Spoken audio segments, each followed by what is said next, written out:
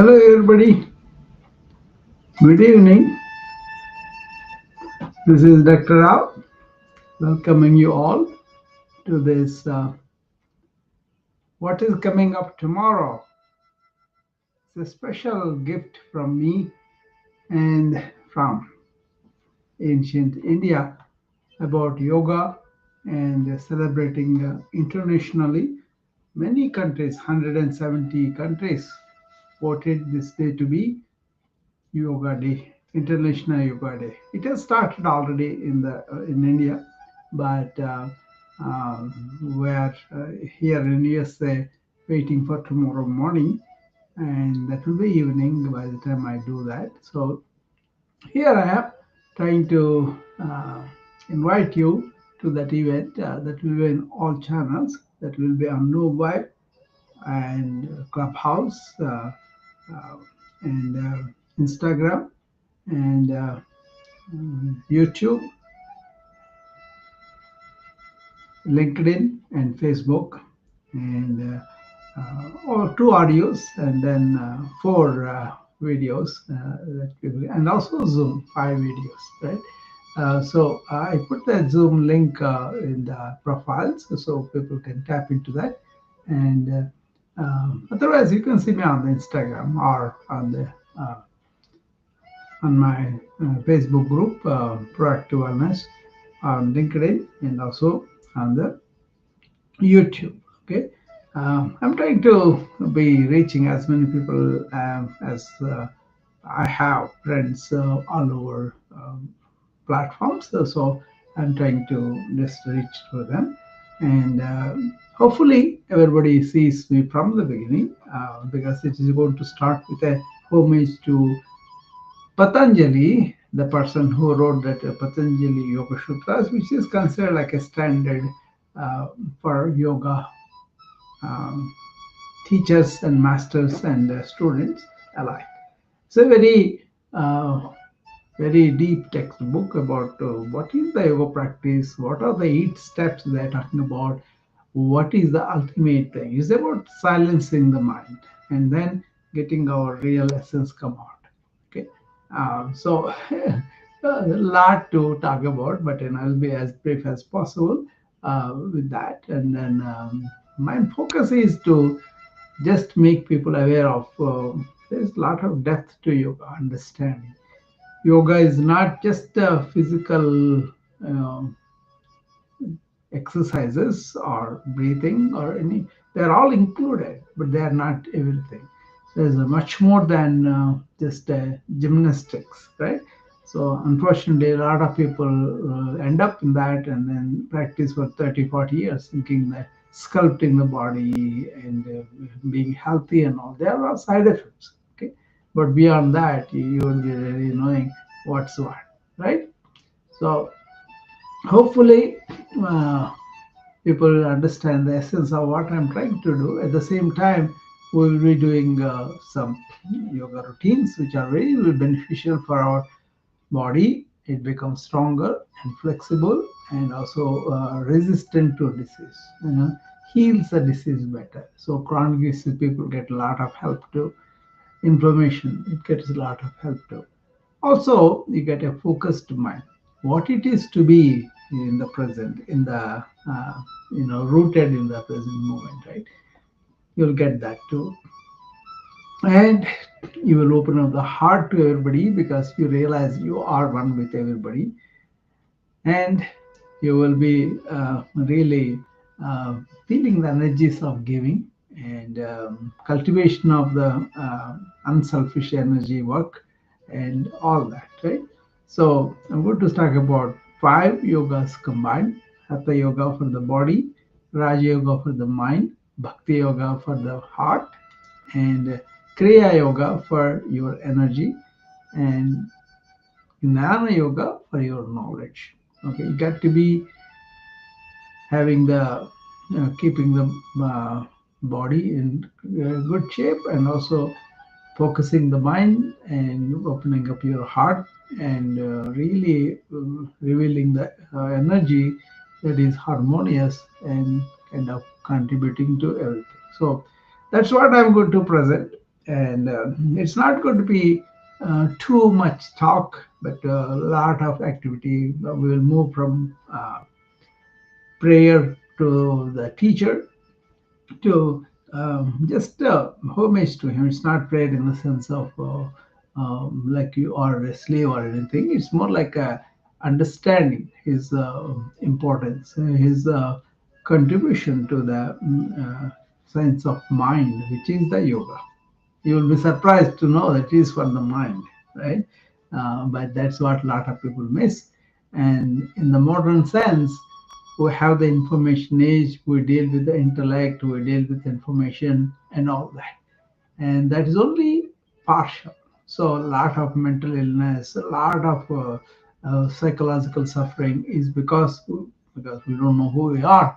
We misplace our identity into our body or our ego, right? And all the problems come from that. Okay, having a tranquil mind, having an equanimous attitude, having a friendly attitude to other people, all those things are cultivated in yoga. Okay, so actually, I do yoga. I kind of practice yoga and all that, but there are more than yoga. There are Advaita philosophy, which is really my forte.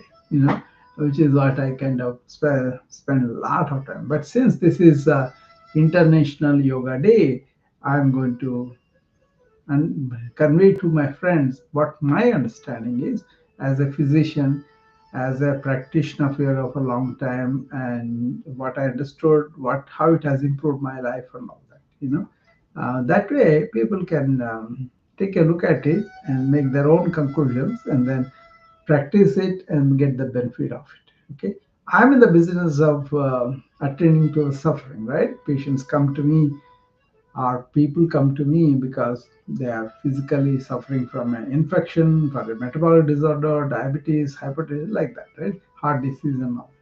Not only that, by their own mind makes it much worse too, psychosomatically.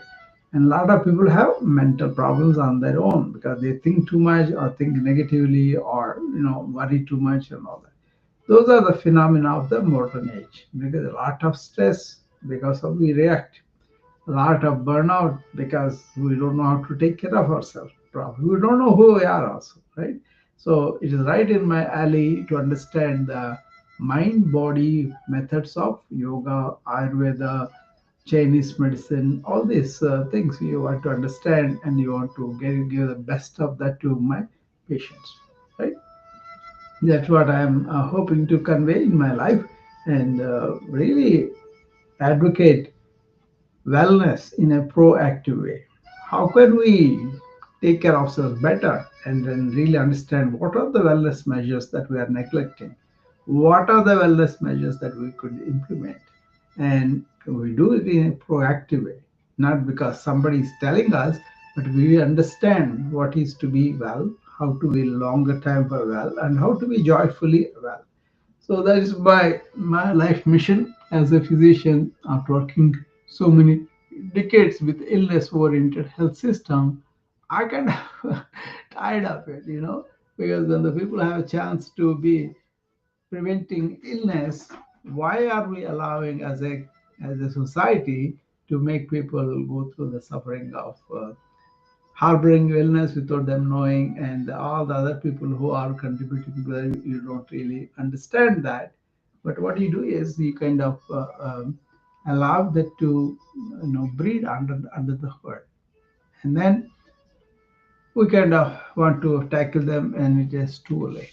So I kind of educate and bring the awareness to all the good things that we have in science and also ancient practices of healing, right?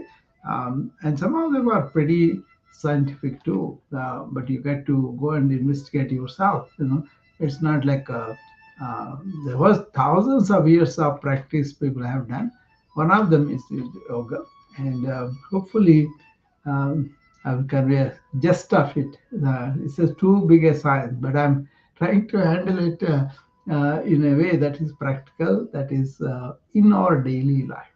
How can we incorporate this integrated yoga of five different yogas? The action yoga, the body yoga, the mind yoga, the heart yoga, and also the knowledge yoga and energy yoga. All these things are combined. How we do our daily lives, how we get up, how we keep our mind together, how we nourish our body properly, and also exercise properly and sleep properly. All this, according to the yoga understanding, is much easier, much better to be healthy. That means you have to understand what are the modern ways that are taking us away from that health, from that natural state of health, natural state of equanimous metabolism. You know, so once you bring it in, then you can use science, modern science, and also spirituality of the ancients. You see, having looked at both of them, um, I kind of a product of both, right? So I take the best of both. I'm privileged, right, that way. I'm in the USA. I come from India, but lot of Indian ancient wisdom I learned in this country from reading, from watching movies, and practicing it. What my attitude really is, I don't believe anything. I don't take it for granted. This is the truth because somebody else repeated it. I got to take it up. I got to investigate it. I got to research it, and I have to be convinced by the evidence that this is the truth, and we have to do. A lot of it is my experiential knowledge. That means I have experienced deep breathing and felt the benefits right away. So in Hindi they call abhi karo, abhi pao. That's about breathing, right? Once I do that, then I was able to really understand the benefit of it, and then reflecting on the scientific aspect of the breathing, which as a physician we learned, and it clicked, right? What they were talking about really clicked, you know. So I'm a combination of modern science and ancient wisdom. Not having any prejudice about the ancient wisdom allowed me to approach them with an open mind, open heart. You know? So it really contributed significantly to the degree when I was seriously with a stroke, I kind of recovered within a month because according to the yoga, I was keeping my mind here and now, not regretting or not dreading what's going to happen. And also deep breathing and also continuous physical exercise. There's an aggressive physical therapy, like, you know, that's a micro yoga started and I went into all that. Even now, I'm kind of practicing everyday body. So yeah, maybe I got the illness just to really realize what is the effect of all these ancient systems, and now I can integrate into my patients' routines so that they don't have to change their religion, they don't have to sell out to a philosophy, nothing like that, but just understand what is common sense, like a best practice, right? We know a best practice of the road lean, we change that, right? We don't stick on to the old one. We try to get to the latest one. Like that, in patient care also, we have continuous medical education. Why? So that we catch up with what is the new and latest in scientific research and bring those facts to my patients' benefit, right? That's why the vast knowledge that is there now artificial intelligence helping the doctors too because we have to go through a lot of material and it assists us in going to the essence of it and then getting the best for the patients. I use AI quite a bit on several matters. You know, I write, I kind of research the things, and I maybe studying myself, and also really come to know different ways of looking at the same facts. You know, artificial intelligence in that way is going to be very useful for us. Okay, but doesn't mean the ancient truths, the ancient experiential knowledge is not right. It is correct because it was practiced for thousands of years by thousands of people, and they maintained a very healthy relationship with the nature, with their own inner nature, and had a very good nature outside and inside. And also, they were able to prevent things very early, and they would not get neurotic like our modern generations have become. Okay, you know, they enjoyed silence of the mind. They enjoyed keen inquiry of the nature of things, and they were really sharp and very much preserved their memory. And main thing is they were joyful.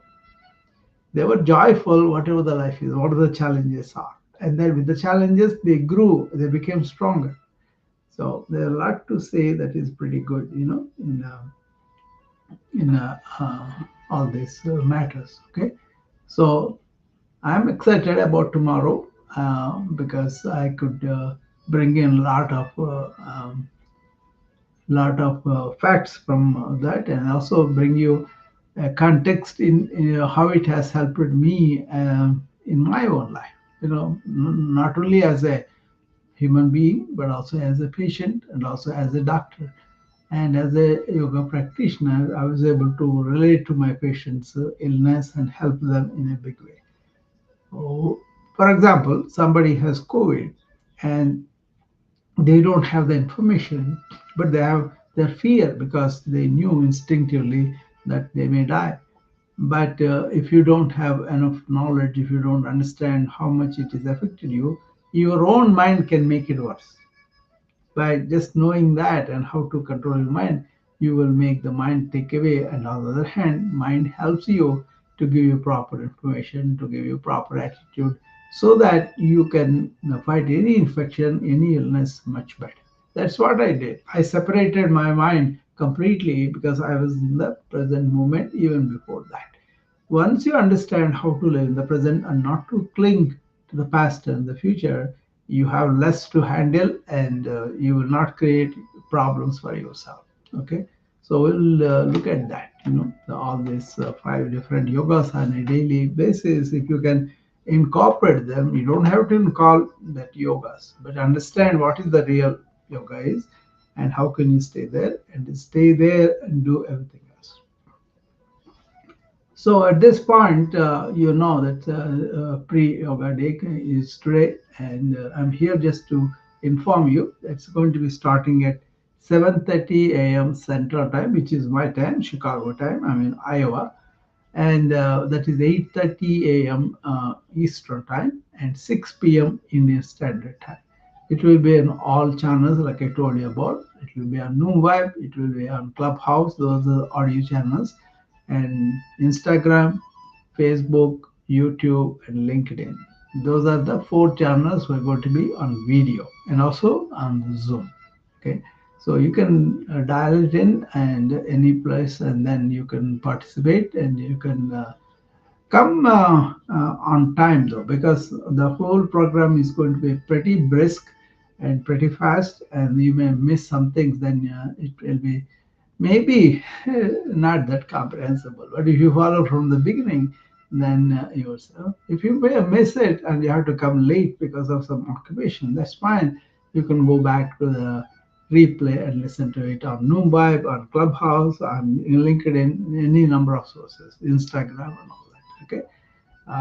But I'm going to package as I wanted, and then I present it briskly and suggest practical things for everything. And on the Zoom, you can see a slide presentation too. So that will be good for you to follow along with the slides. I put the Zoom connection. Some of my personal friends were given personally, but also I put it on the uh, um, in Noom by profile. It is there. In other places also it is there. If you want to come on the Zoom, that is the link there. Okay. So this is the time you can come and ask me anything you have, any problems or any things that you want me to talk about, or you want to tell me that if you are a practitioner of yoga, you can come and tell me what is your experience like, how did it change your life, anything like that. Don't look at like a something like a yeast and somebody else's thing. No, this is the knowledge of the human beings. It's available for all humans. Okay, there's nothing like a Chinese medicine is only for Chinese, or England modern scientific insights are only England. It doesn't like that. Gravity of Earth is for everybody. Like that, knowledge in any form is for everybody. So don't have the prejudices about we are superior, they are inferior. That's kind of primitive, right? Knowledge is knowledge, and then every knowledge you want to examine and research, and now only then if you have evidence, then accept it. Otherwise, don't. So, but otherwise, you can accept something because you thought, oh, this kind of people did it. That's why we can trust it. No, it's nothing like that. Wisdom is wisdom. Knowledge is knowledge.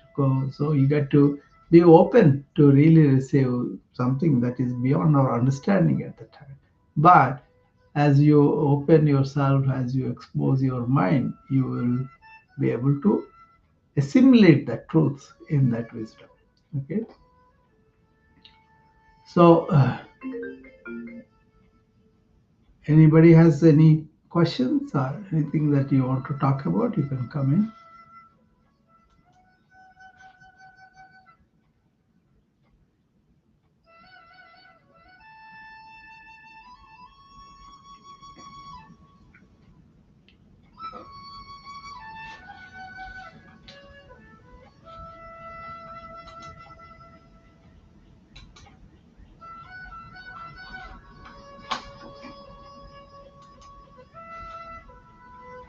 Okay. So remember, in the morning, 7:30 a.m. Central Time, I'll be online and I'll be presenting the International Yoga Day celebration. Not just celebration, but doing some yoga practices and also understanding what is the real yoga and how is our daily life can be improved by having this integrated yoga of 5 different types. They are kind of like in the medicine we have cardiology, gastroenterology, orthopedics, like that. We have body of knowledge that's very vast. Then we come into a big chapter on that, right? So like that, yoga has a body of knowledge that is pretty deep, pretty good for you to follow, right? So we will introduce you to those things, and obviously we cannot do even one of them in that 90 minutes. But what it is why is this international yoga is even introduced by so many countries? I was told that is the highest number of countries voted for a resolution. This is 171 or something. That's the highest. No, but nothing else got. What was that discussion in there? Why did they consider that is worth declaring a international yoga day? So the more and more people are introduced to this. It could start with the body yoga. That's fine, but then there's much more depth to it. So if you don't understand, I think you're missing out on that. So if you just do only physical yoga, it's like you bought a plane and you want to fly, but you chopped out the wings and then you're running the gate taxi on the tarmac. That's all. So you can miss out on the how it can tranquil your mind, how it can improve your sleep, how it can improve your longevity, how it can improve inner joy, and really enjoy life as a whole, and how you can appreciate what is beyond your thought in you itself. Okay, so it's a major advantage to go into the depth of it. The sooner you do it, the better you'll enjoy the physical and mental and emotional health. Okay, but you have to do that, and you have to understand that. You have to investigate that. Then you will realize yourself, not because I said so, but because you. That is the experiential wisdom that yogis accumulated. They did not do just some calculations, some assertions. It's more like if they talked about serene mind, this is a quiet mind, this is tranquil mind. They really experienced that, and then they discovered what is beyond that, you know, and then they were able to relate to other people. They were meditatively aware means they don't have to do meditation. They are in the state of meditation and they're aware, they're thoughtless and really alert and awake to every moment of life, and they enjoy the moment fully. Okay? All these things are possible for all human beings, but it's a question of putting our effort to it and understanding that experiential knowledge and applying that to our even medical thing also like that, right? Suppose we say, okay, this bug is there and you have pneumonia, and we say this particular bug is responsive to this antibiotic. We want to use that, right? So that's like a experiential knowledge. We have done so many patients and we have done studies on so many people, and researchers have done that, and they'll say, okay, this is the best drug to use for this kind of bug and all. And the bug may develop resistance, and later on we may have to change the bug antibiotic to something else. So, like that, they had experiential knowledge on the inner matters of how somebody feels depressed, how somebody is anxious, how somebody feels very scared about death and all that. So, they had experimented all those human states and understood what is the state of human being that is pristine, that is really resilient, and really resonates with a lot of people. Okay, so hi Peter.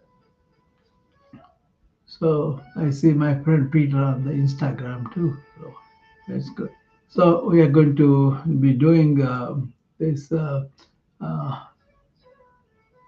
whole program of 90 minutes on all these different channels, different things. Um, as I was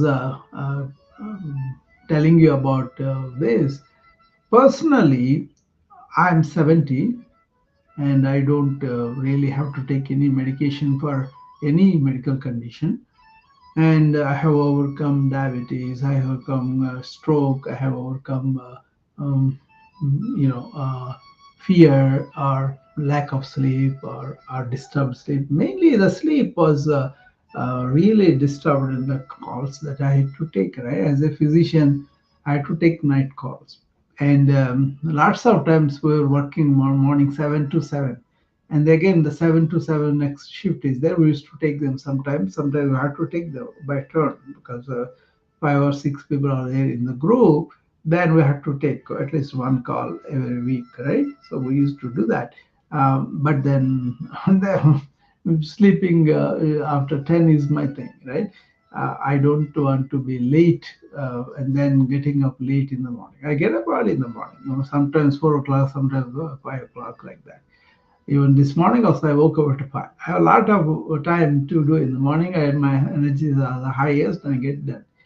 So that was disturbed when I was forcibly had to take the call. Then I discovered when I was so tired, I slipped into sleep, right? And then the nurses, because doing their duty, what they did was they woke me up. Uh, and then after we slept into them, and then they call and we had to do our duty, and then we go and until I come back, I can't get back to sleep. All those things are resolved to the extent if I can sleep 2 or 3 hours, that is a very high quality. My energy is preserved. So before I learned all the yoga nidra or dead man's pose and all this, how to be attentive during the day, all those things helped me. Even if they wake me up at 11, 12 o'clock, something like that, I used to wake up, pay attention to my patient's need, attend to that, and come back. And within 5 minutes, I went back to a deep sleep again. I thought that was great. No medication, nothing, but just understanding the whole thing about what is a good sleep, what is the role of the sleep, why we should be paying attention to that. All that helped me a lot, right? So uh, I think somebody calling me. Hello,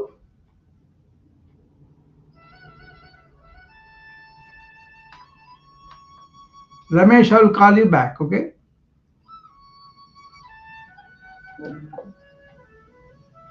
Okay. Somebody need to call me. That's why it happened. Okay. So I'll call you back. Okay. So as you understand,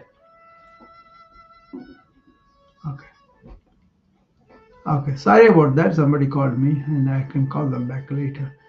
So, hi Peter, come up and tell me what do you think about this. I'm kind of very eager. to present this. So the personal benefit of the sleep was enormous because sleep helps us to detoxify our mind and our body, the liver and kidney and all that. So that's the normal role of the sleep, and we kind of corrupt that. We kind of compromise on that because we don't understand the significance of sleep on our body organs and also their health, right? So I mean we know about that as physicians, but it's very easy for us to give sleep aids, which is a wrong thing to do. Okay, unless you have a real pain, a real problem, that's okay. But otherwise, regular routines, if you don't understand what are the things that are disturbing you for, to have a quality deep sleep for a few hours, and then making them use these medications is a disservice to the patient. That's my philosophy also, and I kind of really held off medications that easily, right? So when we did that, it was very good. Okay, so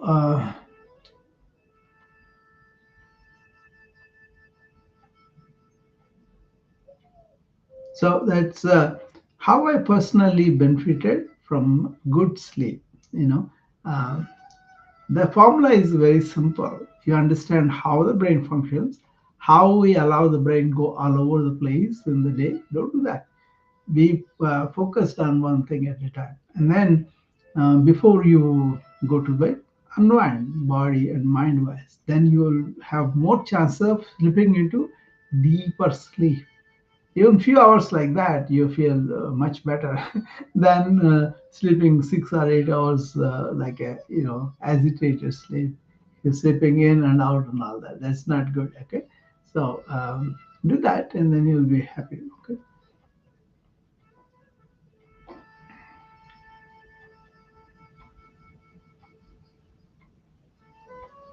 So many physiological functions that we kind of take it for granted. They got to be understood. They got to be pampered. They got to be nourished.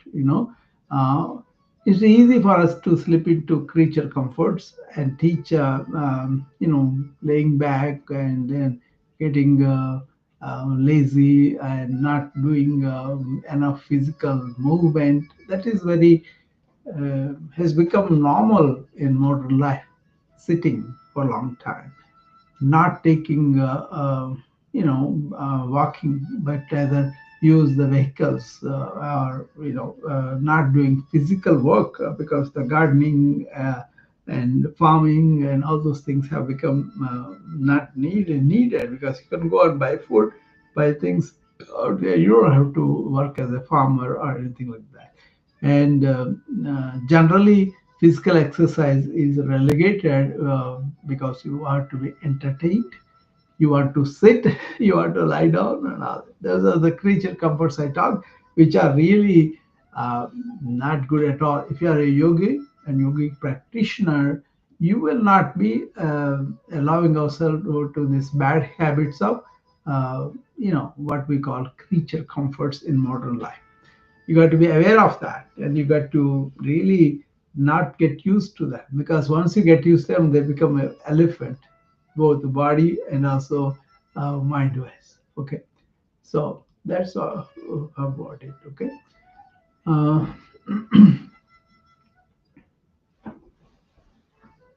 so anybody wants to ask anything before I close the room? But once again, I'm inviting you all to come to our celebration of International Day Yoga. And not only we will celebrate with the regular routines of yoga, but also I'll have a brief talk on what is the real yoga, why we should integrate these 5 yogas into our daily life, and what are the uh, ways you can do it, and how you can take a further study on this and go and study it in a big way. All that is important. Okay. Peter is here, and hi, Peter.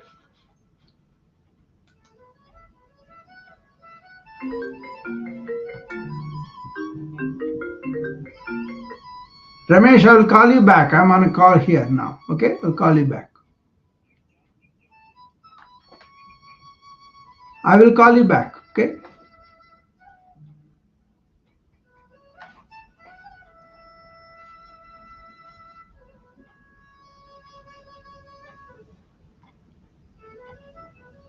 Okay, Peter. I'm getting this call from India, so it's already. I did call. Oh, I think you got. Peter, try again. I think it's something.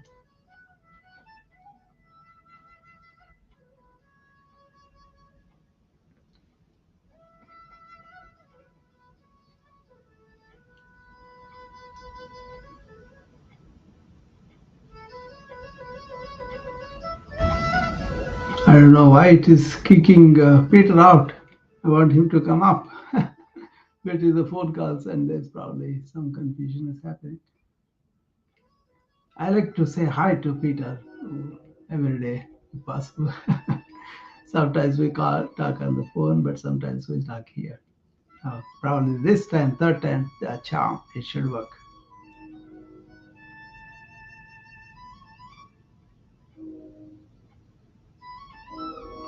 No? Okay. I don't know what's going on, Peter. It's kicking you out all the time. Um,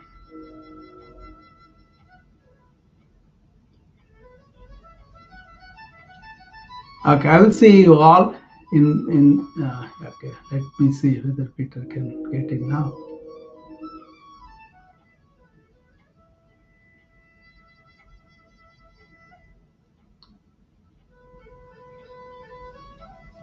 I don't know. Something is wrong with Peter. Okay, so I will see you back in the morning. I'm getting calls from other places, and also I'll talk to you later, Peter. Thank you. I did send you the Zoom invitation. Confirm me whether you got it or not. Okay.